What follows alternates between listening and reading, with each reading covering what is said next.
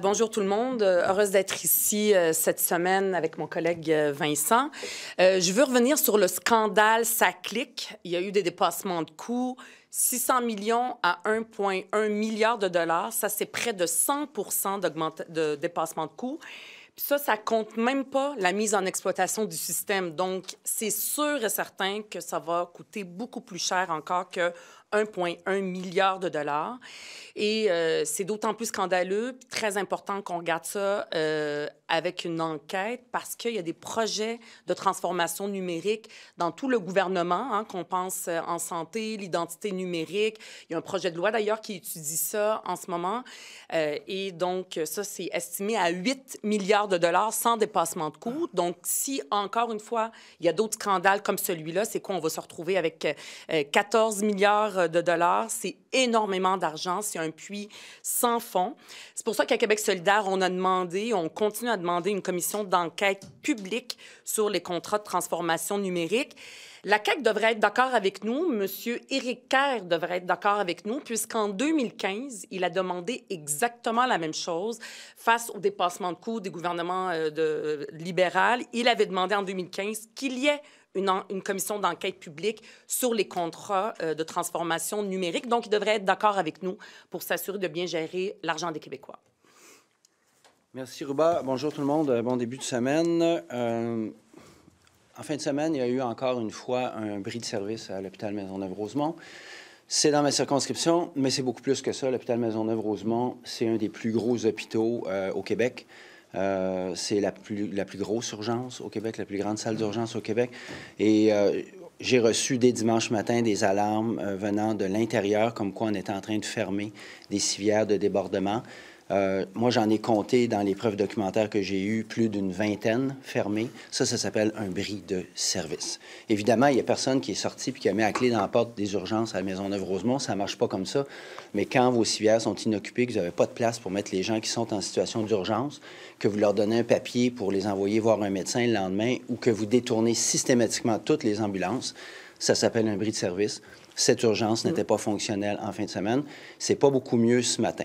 Alors, tout ce qui a changé avec la CAQ, parce que ces problèmes sont récurrents dans le réseau, sont récurrents à Maisonneuve-Rosemont, c'est pas la première fois. La seule chose qui a changé, c'est que maintenant, c'est plus le ministre de la Santé qui va sur place puis qui s'en occupe, c'est la Top Gun de Santé Québec. La Top Gun de Santé Québec est allée hier, elle a fait le tour de la situation, j'attends un rapport là-dessus d'ailleurs, et elle a constaté, aux surprises, qu'on a un problème de recrutement à l'hôpital Maisonneuve-Rosemont.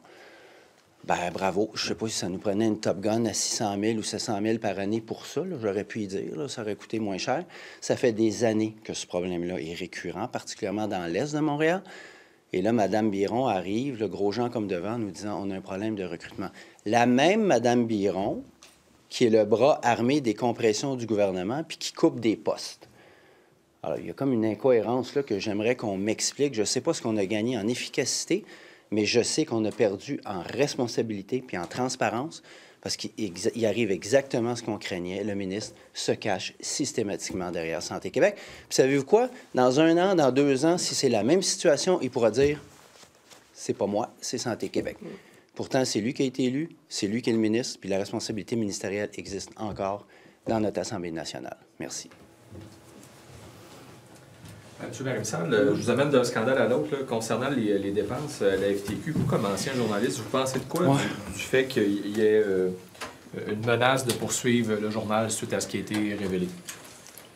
Moi, j'ai toujours un immense malaise quand des institutions envoient des mises en demeure puis ont l'air de vouloir boulier des journalistes qui font leur travail. Maintenant, ce cas-là, il va être subjudicié si jamais ça se rend jusque-là. Je ne suis pas au dossier, je ne me mêlerai pas ni du contentieux de Québécois, ni de celui de la FTQ. Mais ce que je sais, ce que j'ai lu, c'est qu'il y a effectivement un scandale, il y a eu malversation, il y a de la dépense injustifiée, puis c'est même pas juste moi qui le dis ou votre journal, c'est la présidente de la FTQ.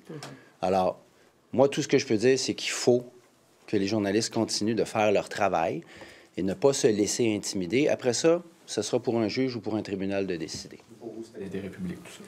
C'est absolument d'intérêt public, tout ça. Les syndicats fonctionnent avec des cotisations de membres Les syndicats, les grandes centrales en particulier, ont toutes sortes de liens avec le gouvernement. Il y a plusieurs ramifications. Ce sont devenus des rouages importants même de l'économie au Québec. Alors oui, effectivement, la transparence s'applique là aussi. Concernant Santé Québec, donc vous avez parlé de Mme Biron. Est-ce que vous... ça fait quand même plusieurs fois que vous émettez des critiques, évidemment, de l'organisation, mais aussi par rapport à la présidente. Est-ce que la présidente n'est pas en train d'échouer tous les tests de validation de son rôle, de ses responsabilités? Mais comment pourrait-il en être autrement? Le ministre lui a donné pas une patate chaude, une chaudière de patates chaudes. Puis arrange-toi avec ça. En fin de semaine, là, on a pratiquement fermé les urgences de HMR. Le premier réflexe du ministre, c'est d'envoyer la Top Gun de Santé Québec pour essayer de régler ça. Mme Biron, c'est peut-être une bonne gestionnaire dans le privé, je ne sais pas, mais elle n'a certainement pas tous les outils en ce moment pour être capable de débarquer puis régler des situations dans ce réseau qui va pas bien. Puis le réseau, il va pas bien, il va pas mieux avec la CAQ. Puis la CAQ, tout ce qu'elle nous dit, puis le M. Dubé, tout ce qu'ils nous disent depuis 6 ans et demi, c'est « Attendez, ça s'en vient, ça s'en vient ». Moi, je pense que la Bolduc, là, ça tourne en boucle là, dans les oreilles du ministre. Ça doit être sa tourne préférée. Là. Attendez, découragez-vous pas, ça va venir, puis ça va venir. Là. À chaque fois, c'est toujours « Non, non, ça va venir, ça va venir ». Mais là, ça fait 6 ans et demi qu'ils sont là, puis ça vient pas, là. Au contraire. Pardon? Vous n'avez plus votre confiance, Mme Biron? Moi, c'est Santé Québec sur lequel j'ai d'immenses doutes. Je ne veux pas personnaliser. Ce que je sais, là, c'est que M. Dubé nous a présenté Santé Québec comme la meilleure invention depuis le pain tranché, puis il nous a dit « ça va me prendre des Top Guns du privé ». Quand il nous disait « ça va ébranler les colonnes du temple », je ne pensais pas qu'il voulait dire qu'elle allait faire s'écrouler le temple. Puis là, c'est ça qui est en train d'arriver. Puis Mme Biron, la première constatation qu'elle fait, aux surprises, Eureka, j'ai trouvé, c'est qu'on manque de personnel à Maisonneuve-Rosemont. OK, bienvenue sur la planète Terre, dans l'est de Montréal. Oui, oui, on manque pas mal de personnel. Puis c'est pas en continuant de couper, comme on le fait en ce moment avec Santé Québec, qu'on va ramener le monde. Pendant ce temps-là, ils sont même pas capables au gouvernement d'émettre le décret pour commencer les travaux préparatoires pour le nouvel hôpital Maisonneuve-Rosemont. La seule chose qui se passe dans le dossier de la construction en ce moment à Maisonneuve-Rosemont, c'est qu'il y a des ingénieurs qui ont eu le contrat de vérifier le système de broche qui tient l'hôpital pour savoir s'il est encore valable, puis si on est obligé de remettre de l'argent là-dedans pour rebrocher la broche. C'est la seule affaire en génie civil et en construction. Là. C'est la seule chose qui se passe à Maisonneuve-Rosemont. Pendant ce temps-là, on a un projet de 5 à 6 milliards qui dort, qu'on n'est pas capable de lancer. Fait que, bien sûr qu'on ne sera pas capable de ramener le personnel dans des conditions pareilles. Concernant la SAQ, là, donc il y a eu l'enquête de la vérificatrice générale. Oui. Il y a une enquête menée au ministère des Transports. Il y a aussi l'enquête qui est demandée à l'Autorité des marchés publics. Pourquoi ça prend une enquête publique? Puis, c'est très important qu'il y ait une enquête, une commission d'enquête qui soit publique, un peu comme celle en construction, la commission Charbonneau, pour répondre à plein de questions que les rapports qui sont demandés en ce moment ne pourront pas y répondre. C'est-à-dire que les enquêtes qui vont être faites ne seront pas publiques, par exemple pour l'AMF, où la vérificatrice générale, elle l'a dit, moi, je ne pouvais pas répondre à toutes les questions. Voici une première étape qui montre qu'il y a des problèmes. Puis des fois, dans la chaîne, là, il y a eu des manquements. Puis elle n'a pas toutes les réponses. Les vérifications qu'elle fait, basées sur des faits, ne pouvaient pas lui permettre de dire où ça a manqué. Elle pouvait juste poser des questions. Donc, je l'ai dit tantôt, on s'en va aussi dans une transformation numérique de tout le gouvernement. Il va y avoir plein d'autres contrats comme ça. Il ne faut pas qu'il y ait d'autres événements qui se passent comme ceux de SACLIC. Donc, ce qui est important, ce n'est pas juste de pointer les fautifs, mais aussi d'apprendre pour le futur, pour savoir comment est-ce qu'on peut empêcher ce genre de scandale-là qui se reproduisent. Je vous donne un exemple. Ça, c'est un élément qui était dans le rapport de la vérificatrice générale. Il y avait quelqu'un qui était responsable sous le Conseil du Trésor de toute du projet, par exemple, de SACLIC. On va l'appeler le tsar informatique. Donc, c'est lui qui était responsable de ça. Et c'est le gouvernement de la CAQ qui a décidé de le transférer sous le ministère d'Éric Kerr. Et peut-être peut-être que là, il y a eu quelque chose, il y a eu un manquement. La question est soulevée. Est-ce que c'est le cas? Pourquoi est-ce que le gouvernement a décidé de faire ce changement-là? Est-ce que ça a permis aussi de se retrouver avec ces augmentations de coûts? La commission d'enquête publique permet de répondre à ce genre de questions-là, alors que l'autre enquête qui a été demandée par Mme Guilbeault, on va voir un rapport, puis on ne pourra pas répondre à toutes ces questions pour prévenir d'autres sacliques. Mme Gazal, Mme Guilbeault, M. Kerr, selon vous, sont clairement personnellement responsables? Ce gouvernement-là, on dirait que la responsabilité ministérielle ne fait pas partie de leur dictionnaire. C'est toujours la faute des autres. C'est la faute de Santé Québec. C'est la faute des fonctionnaires. Les fonctionnaires qui les ont pris pour des valises parce qu'ils leur ont menti. Juste ça, le fait que des fonctionnaires puissent mentir et que ça coûte 600 millions de dollars, au moins, ça va peut-être coûter encore plus, c'est énorme. Là. Je veux dire, ça coûte très, très cher du mensonge. Qui est responsable de ça? Comment ça se fait qu'il y a des gens qui ont pu mentir et que ça coûte aussi cher aux Québécois? Ils ont une responsabilité. Ils ne peuvent pas jouer juste à Ponce Pilate puis s'en laver les mains puis dire « on s'est fait mentir ». Puis la responsabilité, ça peut être soit d'avoir omis, soit de ne pas avoir eu les informations, ça se peut, de ne pas avoir posé les bonnes questions, mais à la fin, il faut que quelqu'un soit responsable. Et aux yeux du public, tout cet argent-là, je veux dire, c'est qui est responsable? C'est le gouvernement, là, maintenant, et les ministres. La responsabilité ministérielle, il faut que ça veuille dire quelque chose. Enquête publique, on va trouver, parce que là, vous parlez de prévenir d'autres scandales, mais la commission d'enquête doit-elle se pencher aussi sur pour que le public ne dise pas, bah, ben, c'est perdu, on ne sait pas trop. Non, la commission d'enquête va se pencher sur ce qui a manqué dans sa clique, sur les erreurs, les informations. La vérificatrice générale n'était pas capable de dire si les ministres étaient au courant ou pas. Mais il va falloir qu'on le sache s'ils l'étaient ou pas. La commission d'enquête va ça va permettre de répondre à ces questions-là pour sa clique, puis aussi de voir où il y a eu des manquements, où étaient les responsabilités pour aussi les contrats futurs. Fait qu'absolument, il faut enquêter sur ce qui s'est passé dans sa clique, c'est sûr et certain. Il s'avère que ces ministres-là en savaient en fait plus que ce qu'ils prétendent. Est-ce qu'ils devront démissionner, selon vous? Il faudrait faire l'enquête. Il faut voir qu'est-ce qu'ils savaient, qu'est-ce qu'ils ne savaient pas. Là, M. Éric Kerr, je veux dire, une erreur aussi importante qui coûte 600 millions de dollars, à un moment donné, je ne sais pas quand est-ce qu'on demande la démission de ministre.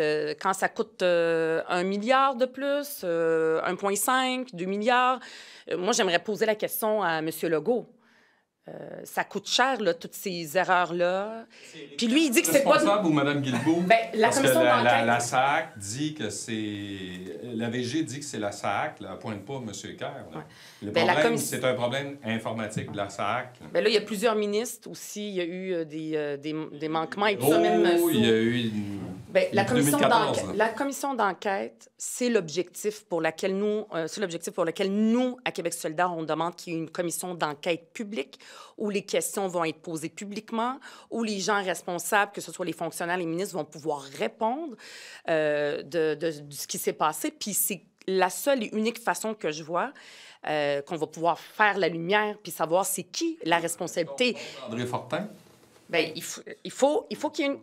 il y a eu des choses aussi qui ont été faites en 2014 où on a enlevé des contrôles. C'était le Parti québécois qui était là puis qui a enlevé des contrôles à la SAC, au ministère des Transports, en disant qu'on n'a pas besoin de contrôle. Puis là, on se retrouve dans cette situation-là. Il faut faire la lumière. 600 millions de dollars, là, c'est énorme, c'est immense. On ne peut pas juste laisser passer ça comme ça. Et les enquêtes qui ont été demandées par Mme Guilbeault ne pourront pas répondre à toutes ces questions-là. Là-dessus, M. Laforêt, la vérificatrice, parce que je siège à la Commission de l'administration publique, j'étais au rapport jeudi matin. Elle n'est pas capable de dire si les ministres sont responsables ou non. C'est différent. Elle n'a pas cette connaissance et ce n'est pas son rôle, ce n'est pas son mandat, ce n'est pas ce qu'on lui demande. Par contre, je lui ai posé la question, où est-ce que la chaîne a débarqué? C'est ce que Rouba dit, à partir du moment où on a transféré ce qu'on appelle le dirigeant principal de l'information. C'est pour ça qu'on blague en disant que c'est le tsar de l'information, mais son vrai titre, c'est le dirigeant principal de l'information. Ce poste était sous Trésor, avec indépendance et personnel. Ce poste a été transféré, pour des raisons X ou Y, à cybersécurité et transformation numérique. Selon Madame la vérificatrice générale, Madame Leclerc, il y a là apparence de conflit d'intérêts. Et c'est là où il y a peut-être eu un manque dans la surveillance fine des programmes et l'indépendance pour faire une surveillance fine.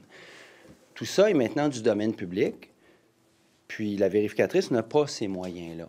Par ailleurs, s'il faut appeler la police, que le gouvernement appelle la police, s'il y a des raisons raisonnables de croire que... Mais en attendant, il y a eu des... Ouais, ben, très bien que l'UPAC fasse son travail, là. Puis s'il y a d'autres instances policières qui doivent faire le travail, ça, ce n'est pas tellement de notre ressort. Mais pour remonter le fil et surtout le rattacher pour pas que ça pète à nouveau, c'est pour ça que ça nous prend une commission. Comme le demandait Éric Kerr. Sur un autre sujet, Québec solidaire veut construire des dizaines de milliers de logements. Mais là, on voit que dans un paquet de municipalités, il y a de plus en plus des moratoires sur le développement à cause des infrastructures municipales qui sont désuètes.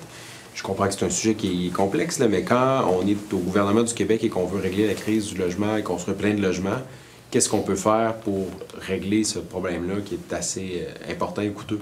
Oui, il y a déjà beaucoup il n'y a pas assez de constructions qui se font alors qu'on est en pleine crise du logement. Donc, d'avoir cet autre frein aussi à la construction, c'est vraiment un grave problème. Et ça ne peut pas être juste dans la cour des municipalités. Les municipalités aussi, c'est leur seule façon d'avoir de l'argent, c'est en construisant. Puis là, ils ne peuvent pas construire pour avoir des taxes. Bien, c'est sûr qu'ils se tournent vers le gouvernement. Fait que c'est très important que le gouvernement de la CAQ ne dise pas, bien, c'est pas de notre faute, nous, c'est pas à nous de nous occuper des égouts puis des infrastructures pour construire. C'est quand même, ça doit être leur responsabilité de s'assurer que qu'il y ait de la construction de logements. Donc, il faut qu'ils règlent le problème, qu'ils s'assoient avec les municipalités puis qu'ils regardent comment est-ce qu'ils pourraient enlever ces entraves-là. On se rappellera à Saint-Hélène, dans les Laurentides, où est-ce qu'il y a des gens, on a construit, puis justement, il n'y avait pas assez de capacité pour les infrastructures en eau, puis les gens, ils ont vu leur eau coupée. Je veux dire, c'est inacceptable. Donc, c'est important. Ça fait partie de la responsabilité du gouvernement. Là. Si on veut qu'on construise, il faut aussi qu'ils enlèvent tous les freins. Et la loi permet maintenant aux villes de charger, là, disons, je peux me permettre l'expression, les nouveaux acheteurs. Donc, si on s'achète une maison à la Prairie, bien, ça va coûter 8 000 de plus quand c'est une nouvelle maison. Est-ce que vous êtes favorable à cette idée-là, disons, de faire payer les propriétaires de nouvelles maisons, de nouveaux condos pour les C'est que les villes essayent de trouver de l'argent comme elles peuvent. Et ça, c'est une façon que certaines villes ont trouvée. Maintenant, on est en pleine crise du logement. Il faut construire. Il faut aussi avoir moins d'étalement urbain, construire en densité. Et pour ça, si les égouts, les infrastructures de ces constructions-là sont un frein à construire et à densifier, il y a un problème. Et ça devient le problème du gouvernement, de la CAQ, puis ils ne peuvent pas juste laisser les villes se démerder puis essayer de trouver par toutes sortes de moyens plus d'argent, notamment des futurs propriétaires, pour payer pour ça. Moi, j'invite le gouvernement de la CAQ, la ministre des Affaires municipales ou aussi la ministre Duranceau, de voir c'est quoi les solutions qui doivent être mises en place, d'investir plus pour pouvoir aussi s'assurer que les égouts et les infrastructures suivent. À Blainville, vous savez qu'il y a un projet de loi privé qui a été déposé là, au bénéfice de Stablex là, pour exproprier. Avez-vous été étonné de voir la quantité de déchets dangereux qu'on importe finalement des États-Unis puis qu'on enfouit chez nous? C'est vraiment... Moi, je sais aussi qu'à Blainville, il y a un comité citoyen qui est formé, très, très mobilisé contre ces déchets dangereux qui leur proviennent. On importe des déchets dangereux. Ici, au Québec, on n'est pas la poubelle des États-Unis. Puis de voir que le gouvernement de la CAQ exproprie une ville pour donner ça aux États-Unis de Trump, c'est totalement inacceptable. C'est projet de loi. Ah oui, ils peuvent pas exproprier une ville d'un terrain où est-ce qu'elle veut développer pour ses citoyens, puis après ça dire on va importer les déchets de Trump, déchets toxiques ici au Québec. Ils devraient le retirer. C'est totalement inacceptable. Ces importations-là? Bien, il faudrait... il y a eu un rapport aussi du BAP, si ma mémoire est bonne, qui disait qu'il faudrait peut-être agrandir moins. Tu sais, il n'y a pas d'acceptabilité sociale. Hein. Le gouvernement de la CAQ nous parle aussi beaucoup d'acceptabilité sociale. Bien, à Blainville, il n'y a pas d'acceptabilité sociale pour avoir ces déchets toxiques. Donc, il faudrait qu'il y ait une limite. Là. On ne peut pas agrandir tous ces déchets-là. Ça a aussi des impacts sur l'environnement. There are ministers asked for investigations within that on SACLIC. Why a public inquiry would make a difference for you, and why do you think the government should not impose, put in place a public inquiry. The cost of SACLIC has exploded like the double, and this is a minimum. It will cost more than $1.1 billion.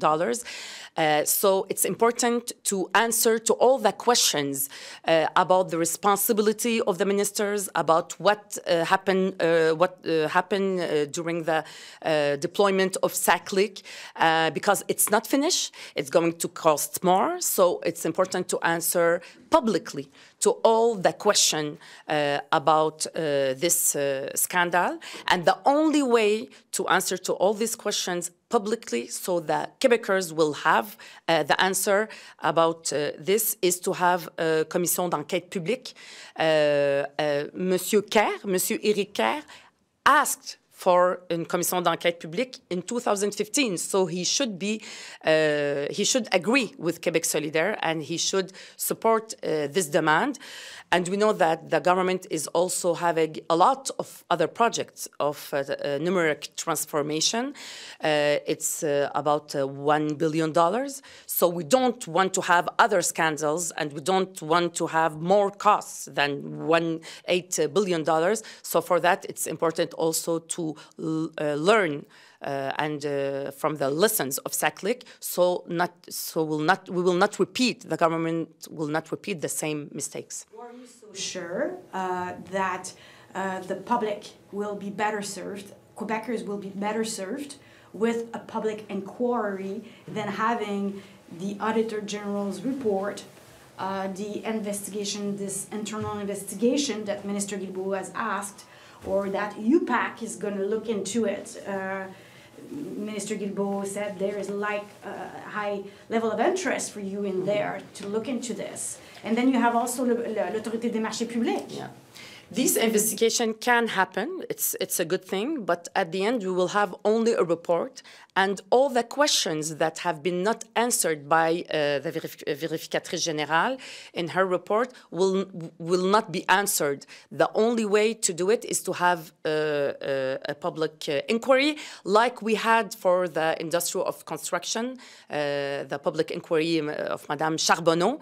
This is the only way to have all the answers to also prevent other costs in the future.